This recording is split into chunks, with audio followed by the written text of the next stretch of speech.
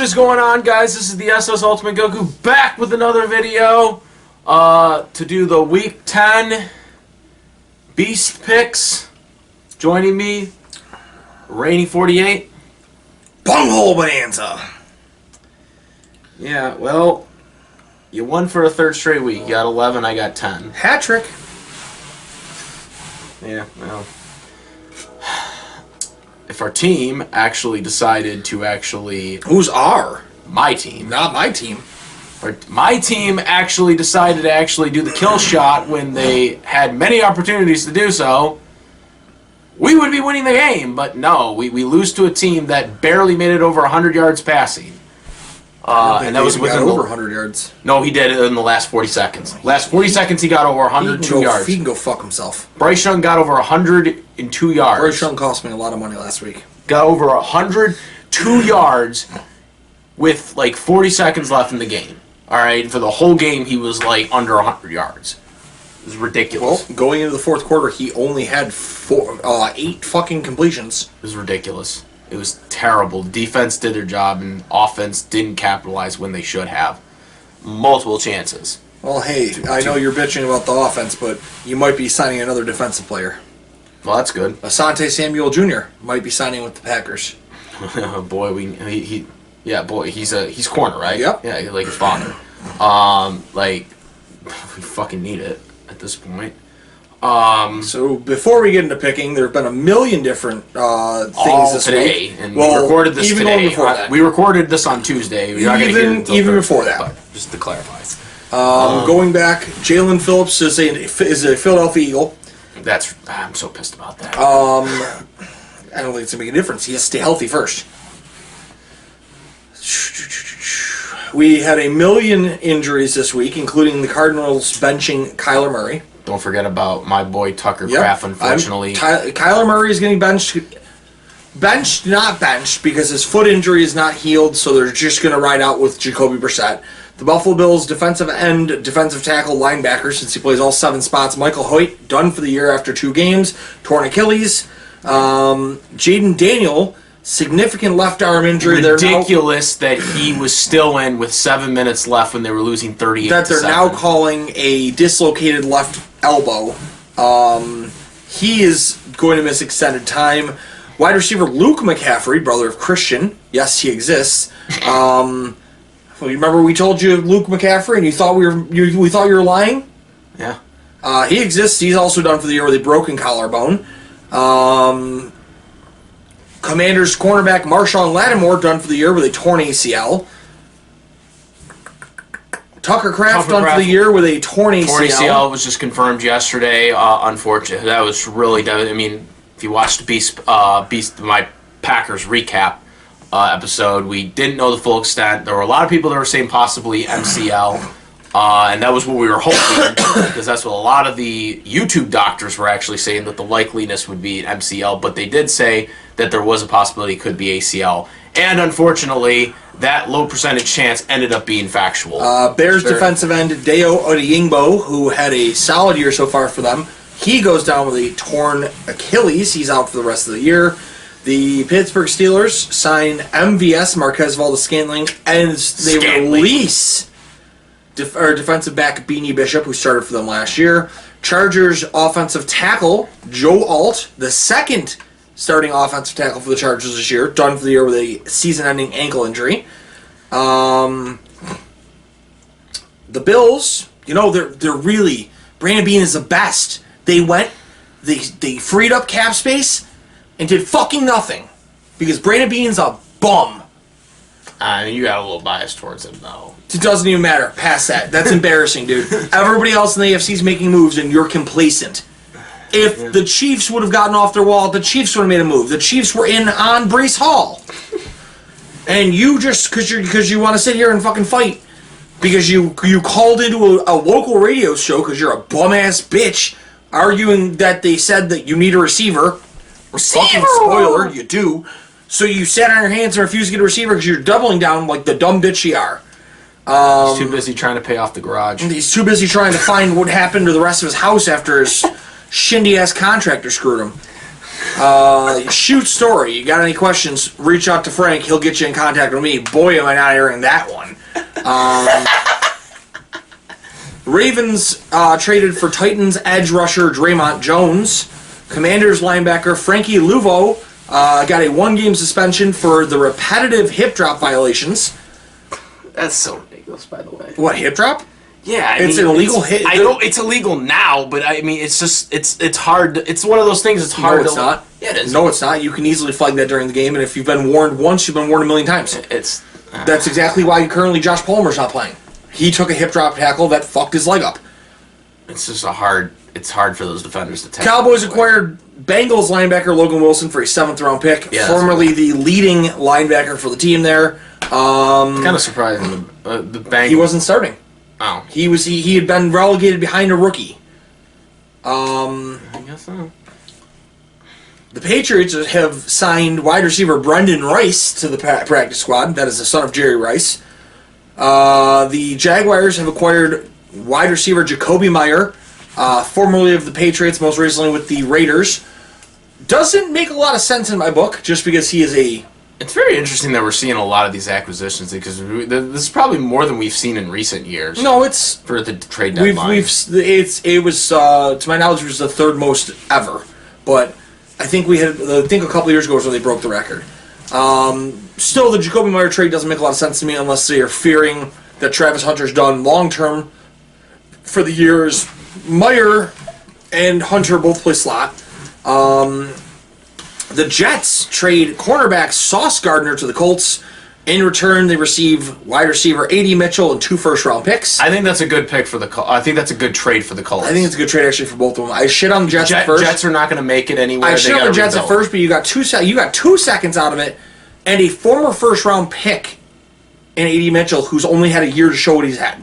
Yeah, I think that's good. The Jets are not going to be in the playoffs. No. They're rebuilding. And at this point now, you're getting rid of everything and you're tanking, so you have a better shot at the first overall pick. And it benefits the Colts because the Colts are going to be in the playoffs.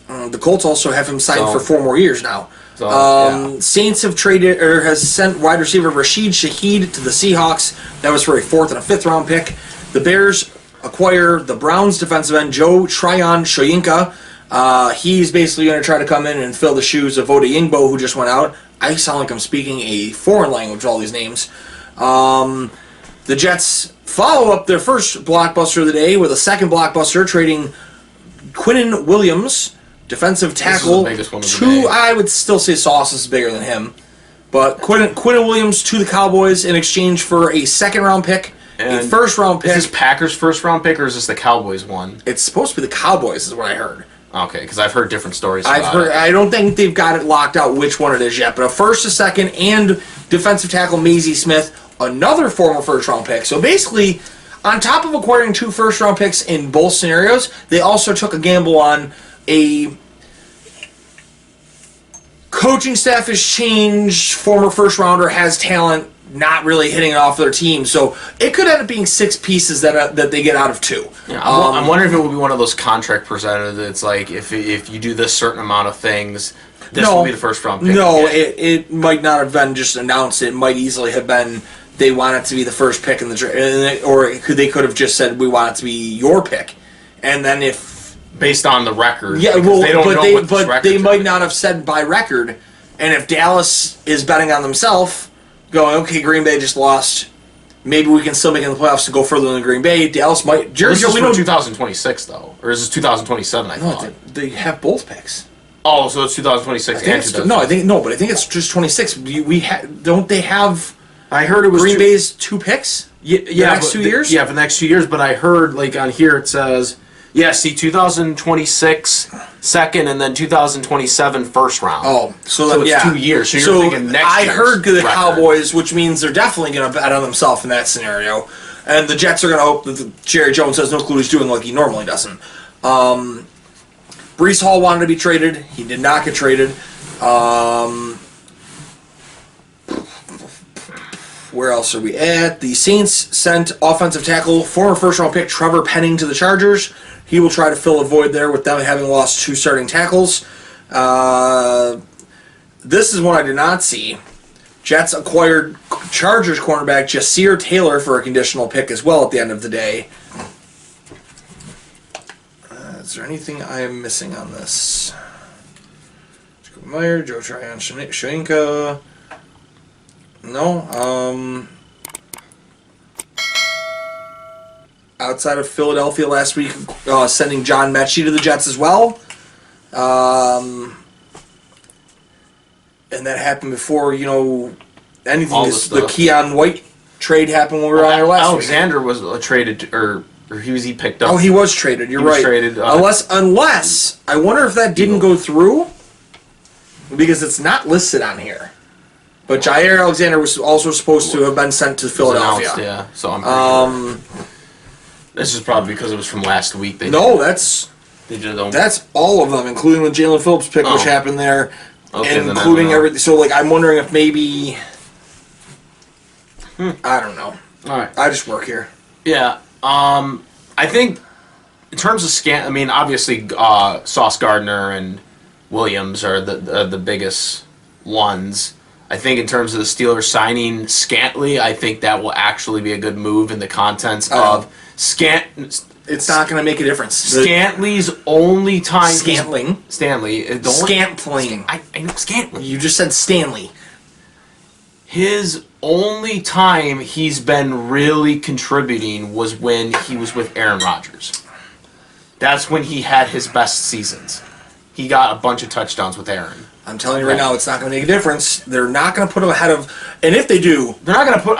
But he's going to be a good slot receiver. They don't run a slot receiver. They have been running a 2 tight end set constantly.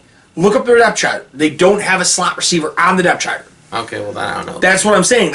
Unless you're going to bench Calvin Austin, who's played well, or DK Metcalf, they're running 12 personnel with 2 tight ends almost consistently. Well, why would you sign him if you're not going to use him then? Because Aaron Rodgers said so. No. Aaron knows what he's doing. On to this week's picks. Okay. Raiders the Las Vegas Raiders at the Denver Broncos. Amazon game, 8:15. Broncos are a 9.5-point favorite. Yeah. We talk about the blowouts of the primetime games last week. Well, I think this is going to be a continuing trend because I see no goddamn way the Raiders win this game in inconceivable way. As bad as the Broncos played last week against the Texans, they still won. Broncos win 28-9. Broncos. I'm not going to say a word about playing bad against the Texans because apparently statistically, Houston is the number 2 defense in the league behind Denver. So that was a battle of the top 2 defenses. Made sense it was as low scoring as it was. I'm still not going to come anywhere close to picking the Raiders. They're bad. They're putrid. Give me the Broncos 27, the Raiders 6. All right. I think this is Sunday International Berlin game. Berlin, Atlanta Falcons at the Indianapolis Colts, but it's actually in Berlin. But the Colts are the designated home team. The Colts are a 6.5-point favorite. 9:30 a.m. 9:30 a.m. and the Colts are the favorites. So the Colts did drop a game last week, and they kind of got a little exposed as a team to the Steelers. That being said, I don't see the Colts losing 2 straight. Atlanta has been kind of on and off all year. They could have beaten the Patriots last week, but they didn't. And, of course, these international games usually are low scoring. So I could see that as well happening here. I'm going to say we're going to get a 16-6 win for the Colts here in a low-scoring game for Indiana Jones. I'm going with the Falcons. Oh, really? If he travels with and plays with the team this week, Sauce Gardner will, I believe, be the first player in NFL history to have traveled overseas on 2 different occasions with 2 different teams in the same season. So that's why you're picking the Falcons? I think that the defense is tired. I think the overseas travel is tough. You're going to have a guy, if Gardner gets in, he's going to be just loopy. Like the dude's getting ran every which way. It's usually a shit shoot, and it takes one mistake. I'm going with that mistake being in the secondary this week. Drake London's coming off a 3-touchdown game. Go ahead, sign me up with the Falcons. Give me 24-10 Atlanta. Wow. Okay. All right. Now back to the 1:00 games. We have the battle of the crap duster teams. The Cleveland Browns at the New York Jets. The Jets are not the favorite. The Browns are a 2.5-point favorite. Yeah. Well. I don't. And Dylan Gabriel's still the starter, by the way. Unfortunately. Is Sanders listed as questionable, or is he actually the number 2 on the depth chart here? Actually, reading this, it says he's listed as blackballed by the NFL. Okay, I know you're saying that. I didn't look it up, but there's probably going to shoot him to the moon because that's what the NFL would like to do. Well, from what I've heard, though, and I don't know if this is true because I'm hearing different reports every day about this crap, but it seems like it's more of Stefanski that doesn't want to play him than the GM, from what I'm hearing. And then I see like one of the quarterback coach actually has come out and said that he likes Sanders. Like, he's talked about him all the time, that he's working, he's doing good. So I think it's just more a head coach issue right now at this point. But again, take that with a grain of salt because, again, there's just so many things that come out about this all the time. But that's just the things that I've consistently heard. But that being said, I think the Cleveland Browns lose this game. The Jets did just win against the Bengals, obviously, after dropping a bunch of games before that. But at the same time, I think the Jets have a better team, despite all the trades that they've done, than the Browns do. The Browns are completely defeated. We don't know what they want to do. They traded away Flacco, and Flacco's doing amazing with the Bengals. And he played like shit with the Browns, so that just tells you how bad the Browns are. All right, if a quarterback can do better on one team and can't do better on that team, then obviously there's something fundamentally wrong with the Cleveland Browns as an organization and as a team. Okay, despite the Jets playing the way they played all season, I still think they have a better overall team, even with all the trades they just did. I still think they have a better overall team than the Browns do. There's no connection. You see the defenses, which are the only thing that is actually good on the Browns, is their front four. You see the frustration. They just gave up 5. They had 5 sacks against the Patriots 2 weeks ago, right? Garrett, 5 sacks. 5 sacks. Franchise record for the Browns. They don't win. The only good part of their defense is the front four. You're wrong. Front four. Horrifically wrong. Front four. Their secondary has been stout all year. They're allowing less than 190 yards on average to quarterbacks passing. They are ruining teams through the air. They're allowing less than 100 yards on the ground rushing. The defense as a whole has not been the problem. The defense is getting close to firing back on the same cylinder it was 2 years ago when it was known as the top 10 defense. The offense has not fucking scored. That defense has not been bad at all. I don't know, man. My point being is the defense is the only thing that is working for the Browns. That being said, I don't see a way with their quarterback play them to do anything for it to matter. And that being said, I'm going with the Jets. I'm going to say it's 20-10 Jets. Not at all.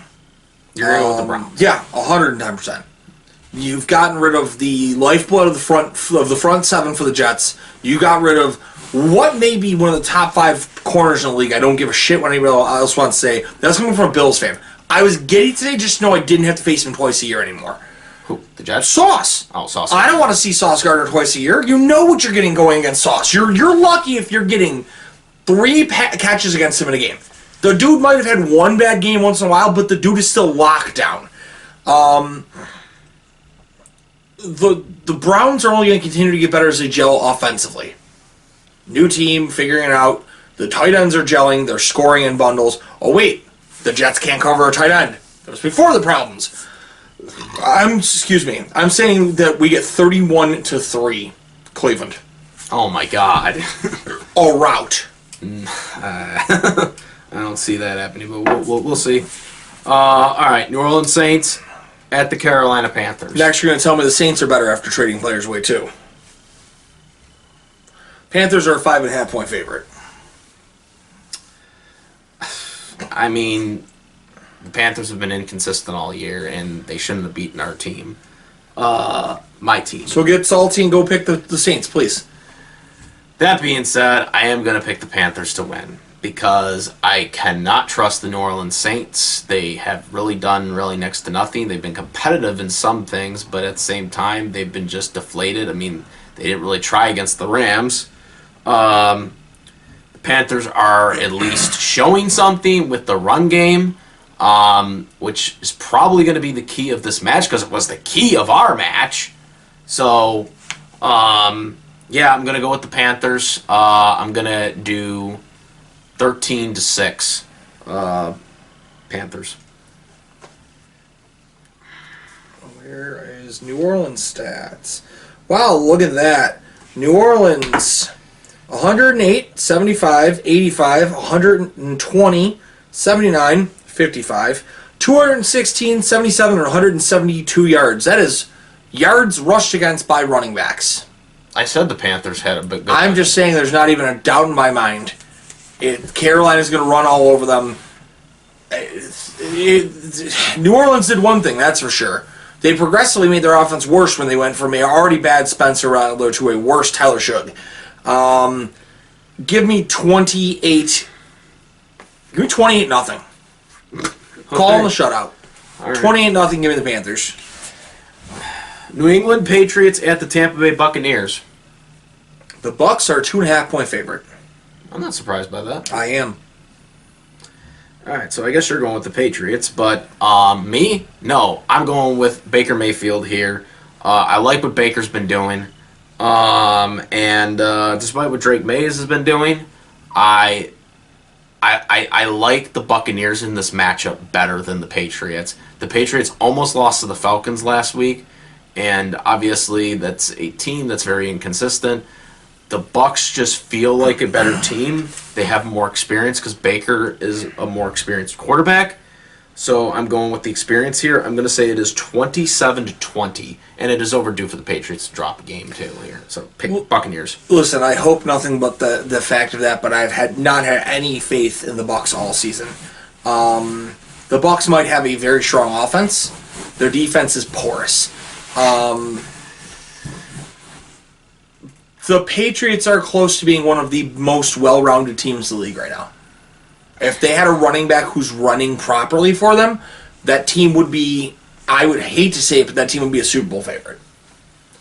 I mean, they're a game ahead of the Bills right now. I'm not disputing that. They're not. They're a half game ahead of the Bills.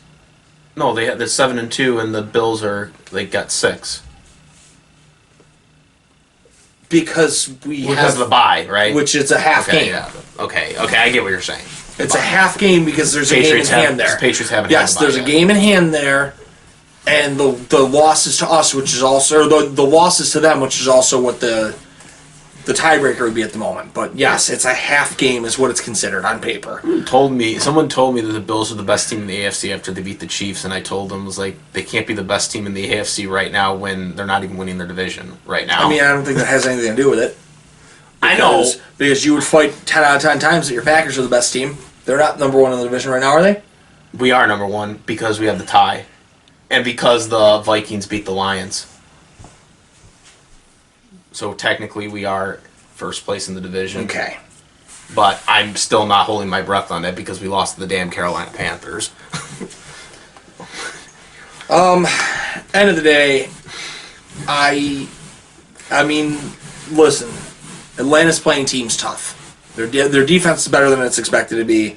That was a battle of Atlanta's offense is better than expected, and some games they're going to throw the ball and actually win that way. Some games they don't have to. That game was close, but I'm not taking that on the Pats. I think the Pats beat the Bucks. I don't have faith in the Bucks defense. Give me 24-17, New England. All right. Next we have the Baltimore Ravens at the Minnesota Vikings. You said the Ravens are a 4.5-point favorite.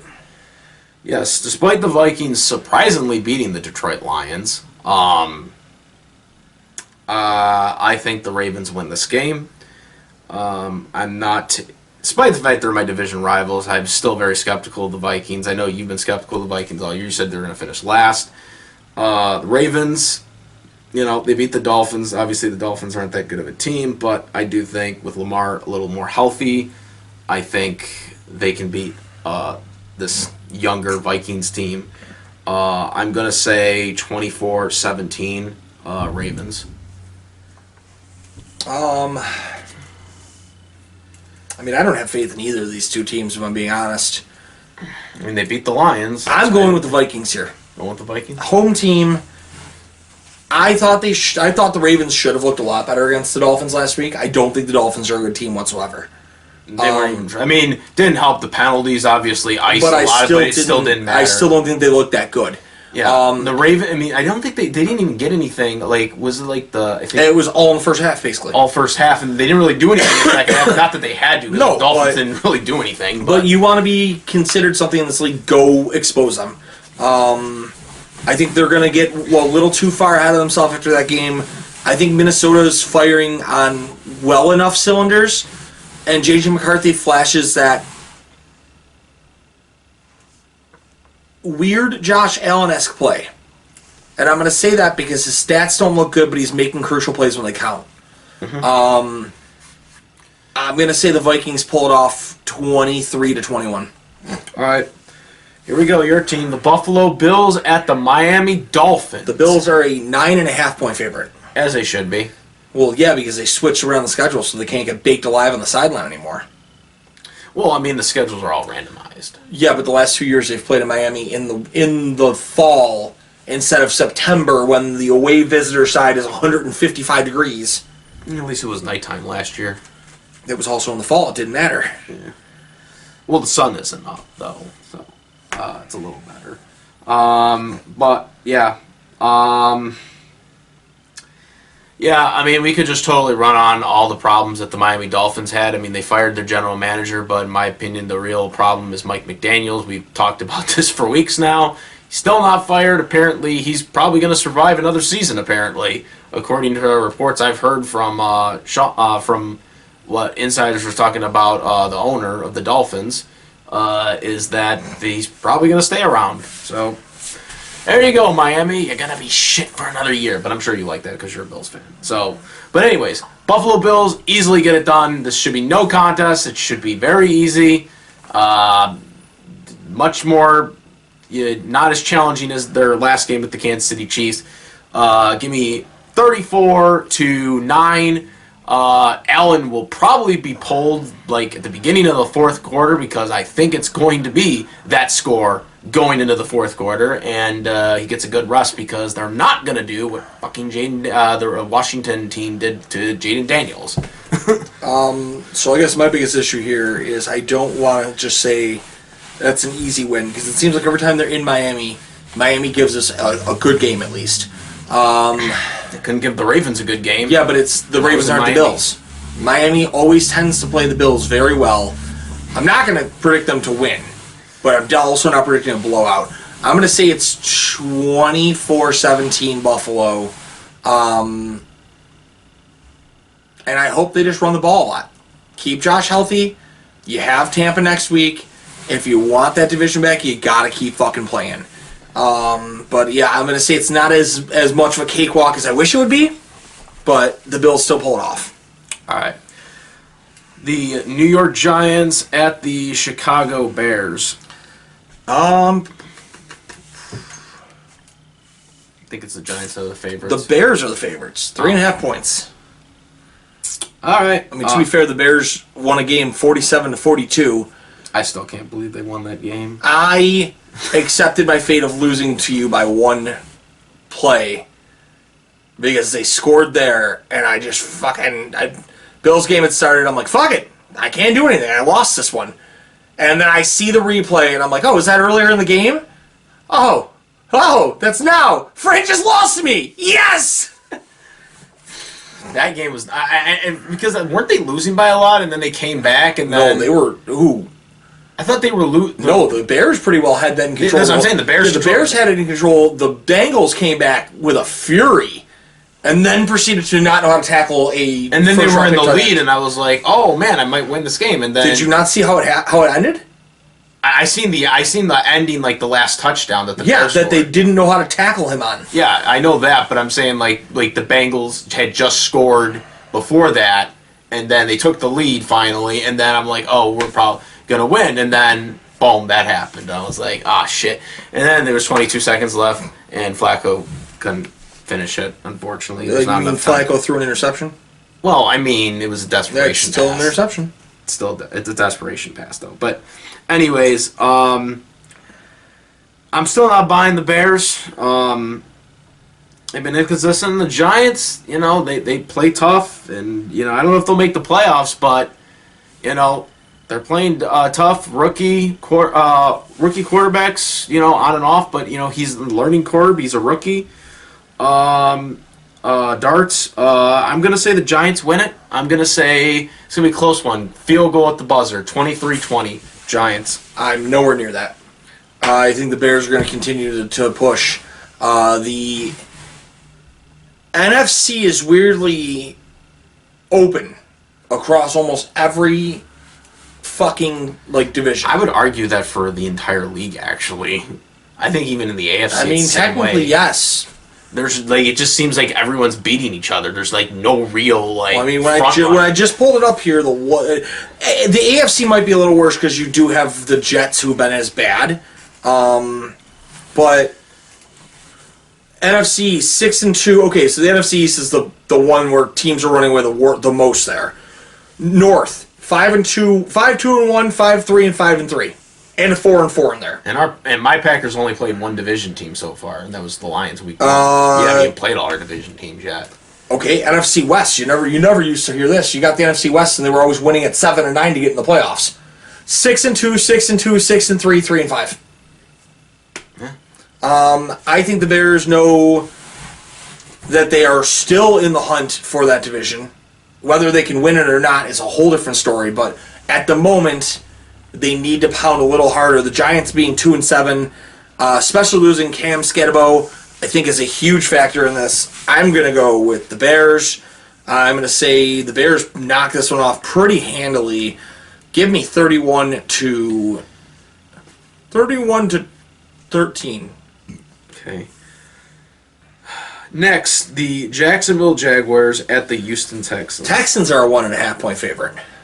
Yeah. Jacksonville just came off an interesting victory against the Raiders because the Raiders did something very interesting. They actually went for the 2-point conversion win in overtime rather than the tie because there were 16 seconds left. They did not get it, and Jacksonville won the game. I am wondering if that is going to be the trend going forward. If you're at that point, yes. If you're at that point, 100% you have to. Unless they go back to 15 minutes, which I've been advocating for a while now. But still, it doesn't matter the time frame. They're not going to keep it like college. If both teams have the option there, I mean... Well, yeah, but that's also another thing is you're guaranteed to get the ball, but the problem is it's not necessarily guaranteed if you drain the clock down. You can drain the whole 10 minutes and then they never get the ball. That's something they're going to have to look at next year or this offseason because that is a flaw in their whole logic. But it is kind of interesting because, again, the Packers and the Cowboys, the Packers played for the tie, obviously, with 1 second left. And you see that. I am wondering if that's going to start being a real trend. But getting to the Jaguars and Texans, it's interesting that the Texans are the favorites. You pointed out their defense is pretty stacked.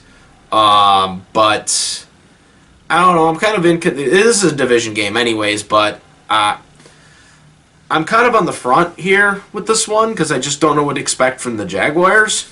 And obviously, the Texans haven't played that good this year, but the last couple of weeks they've been playing pretty okay against competitive teams. I'm gonna say Texans here. I'm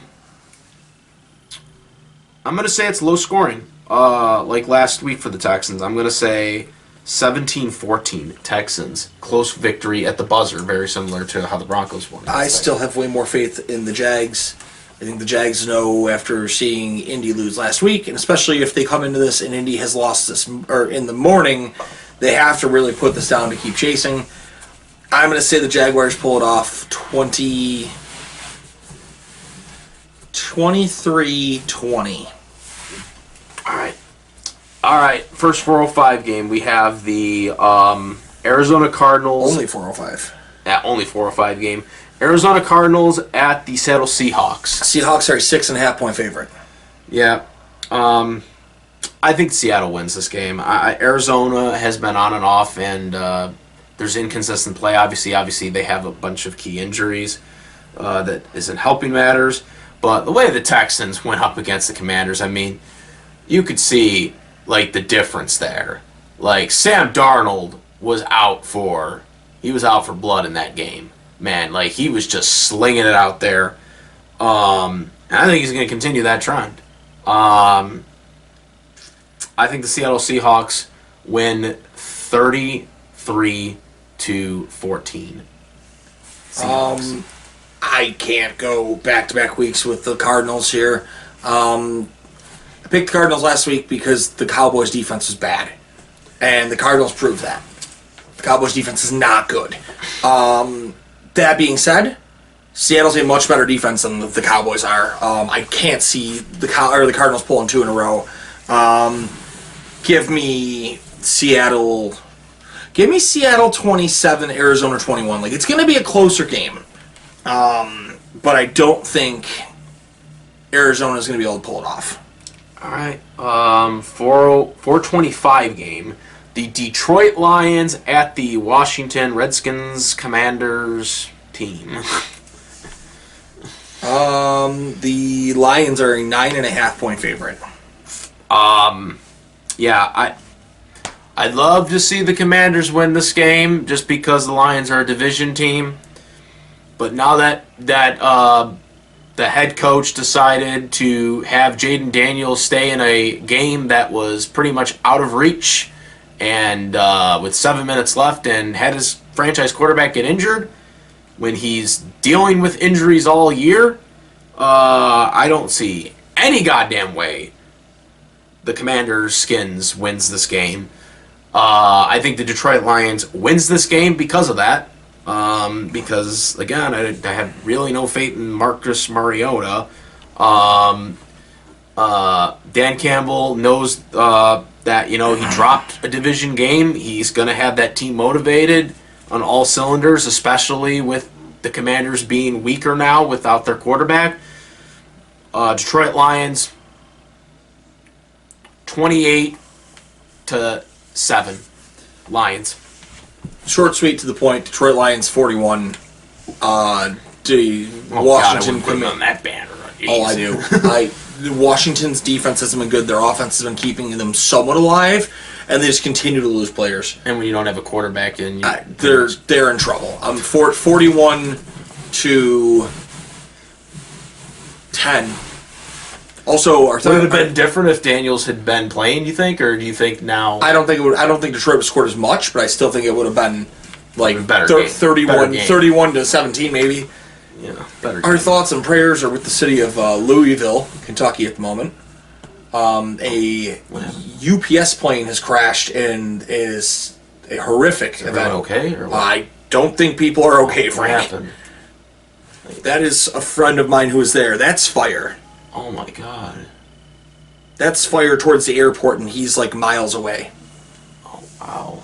Well, our hearts and prayers for everyone there. That is very, very terrible. That just happened now, right? I don't know.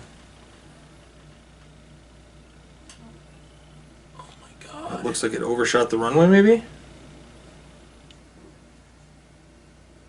Oh, my. Oh. That's not... Oh, my God. And I believe that, that is, a residential neighborhood.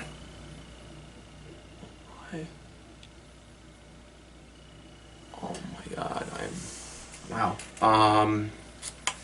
Some prayers to them. And we don't know anything. I don't have anything more than what I've gotten from my dad and my friend who's in Louisville at the moment. Okay. All right. I don't know where we were at. The last 425, the Rams and the Niners. All right. Yeah. For the last 425 game is the L.A. Rams at the San Francisco 49ers. The Rams are a 3.5-point favorite. Yeah, I'm just going on that. Oh my God.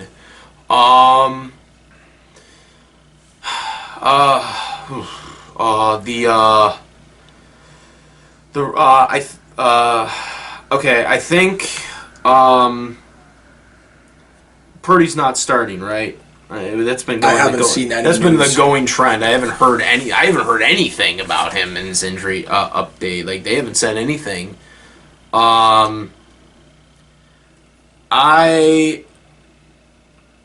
It's tough to say, but between the two, it's hard. 49ers have been doing pretty good despite all their injuries.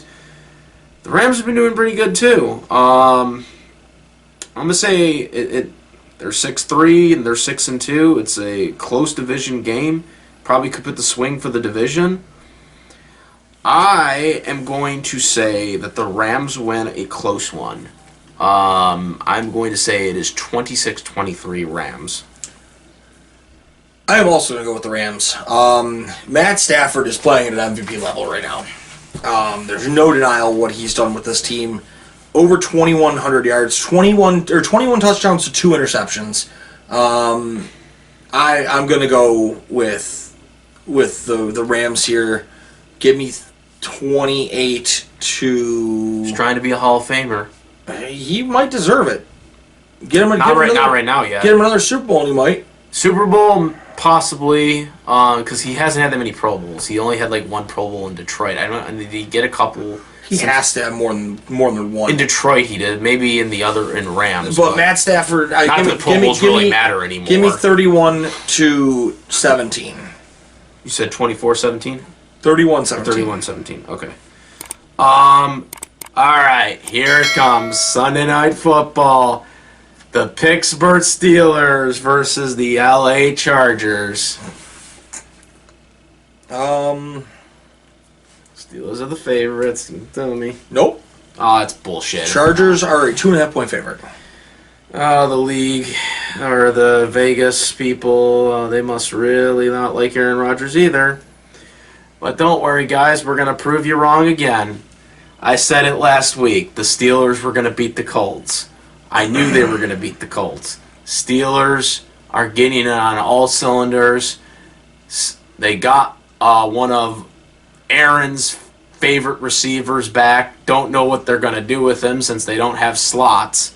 But hopefully they figure something out.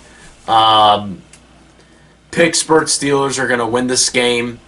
Aaron Rodgers is going to throw at least 2 touchdown passes in this game.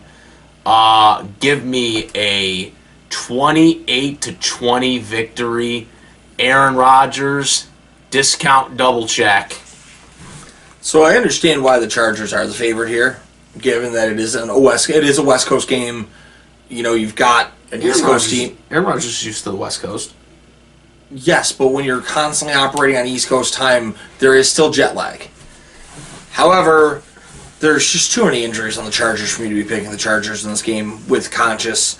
I have to go with the Steelers here. Finally coming back to the Steelers. No, I'm not actively. I could pick a tie, but that wouldn't help anybody. I'm going to go with the Steelers 24, the Chargers 17. All right. Mike Tomlin getting them all ready, guys. All right, Monday Night Football. Philadelphia Eagles at my Green Bay Packers, 8:15 kickoff. The Packers are a 2.5-point favorite. Really? We are? Again, your home team. Doesn't matter. We were home team against the Panthers and That's we lost. what a lot of the times you get. That's where a lot of these spreads come from, is who's the home team. Yeah, but the Eagles are the ones who knocked us out last year. I'll rip the Band-Aid off and start here. I'm picking against Packers for a second straight week. Fly, Eagles, fly.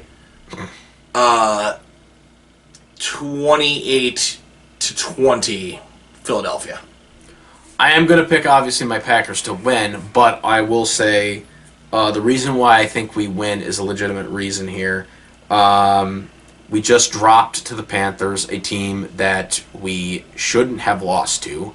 The last time this happened, when we lost to the Browns, we put up 40 points against the Cowboys. Yeah, it ended in a tie, but it showed that we were back in scoring business. And then, of course, obviously what we did to the Steelers. I am concerned the strugglings in the first half, because in the first half we've been kind of shaky in scoring. But if we can hold them down, I think we have a really good chance. The biggest concern is obviously losing Tucker Kraft. Musgrave is He'll step in just fine. He's got to step in and really kind of show, some promise. He's not that good of a blocking tight end, but he is a good receiving tight end. So we just kind of got to hope that he can kind of get it in from where Tucker Kraft left off. And Jordan Love, if he has a good passing game, and we get touchdowns in the red zone like we should be able to win this game. If they run the tush push, I've been a firm believer that the move shouldn't be banned. I think the move should be we need to stop it. And I think we can stop the tush push. We can do the little things that they're trying to do. We know that Hurts likes to go to the left most of the time when he does the tush push. So we have to be ready for that, or do the little sideways strategy that a lot of the NFL teams are now doing on the tush push. This is a very important game. We're 5-2-1. They're 6-2. This is an opportunity to really kind of separate us in the NFC. This is also a team that might be right up there for the number 1 seed. So this is definitely important in that case for tie-breaking scenarios. Packers win 28-21.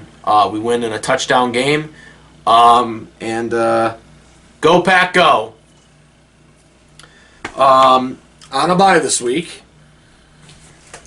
the Cincinnati Bengals, the Dallas Cowboys, that's not showing me any teams at the moment. They just cut everything away. I'm blind. Kansas City Chiefs and the Tennessee Titans. The Titans, yes. Yeah. So make sure after the Packers game, which is on a rare Monday night, I will be doing my breakdown or my Beast recap, Packers recap episode. So look out for that. No matter whether we win or lose, I will be breaking down the key scores, the stats, all that stuff. Look out for that. Sponsors? Shout out to Kyle at Chicken Dippin'. Hit him up. Use code 716, 15% off your order. ChickenDippin.com or chicken_dippin'. Hit up Nikki 2 scoops. Might be winter, but it's never not ice cream time. Shout out to Jeanette at the Beauty Parlor. That's true. And shout out to Rebel Nomad Adventure Gear. Great adventure gear for great adventure people. AWS Angel Wing Sauce, too, because we can. They make a great maple wing sauce. And you got your Spread Those Wings coming up, too, right? You got your next episode coming up. We're going to switch to where we were, but we're going to change our release date to Wing Wednesday going forward. So that will be coming up now. It will be technically yesterday it releases at this point of time. Yes. All right. That is it, guys. I am the S Ultimate Goku. He's the reigning 48. We're out of here. Peace, guys. See you next week.